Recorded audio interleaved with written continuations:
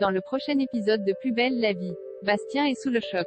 Tandis que Bilal tombe sous le charme de sa monitrice d'auto-école, la proximité entre Mousse et les élèves du lycée pose problème. Attention, les paragraphes qui suivent contiennent des spoilers sur l'épisode de Plus belle la vie diffusé demain soir sur France 3. Bastien part à la recherche d'Elodie. Elodie confirme à Bastien qu'elle travaillait pour Ruben Herrera et qu'elle a acheté le Célesti avec de l'argent issu de leur trafic.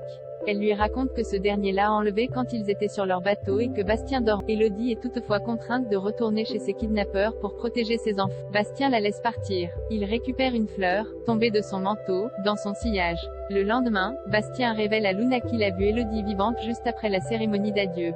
Il veut la retrouver et la mettre à l'abri avant de contacter la police. Sa seule piste est le bouquet de fleurs qu'il a retrouvé après son passage. Pendant ce temps, la police découvre que Ruben Herrera travaille pour Juan Carrillo, un narcotrafiquant colombien.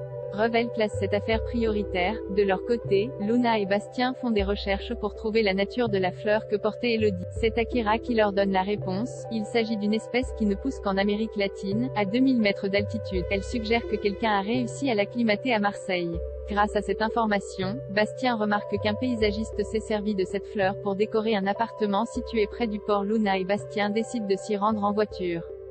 Ils se cachent quand un véhicule passe près d'eux, puis les dépasse.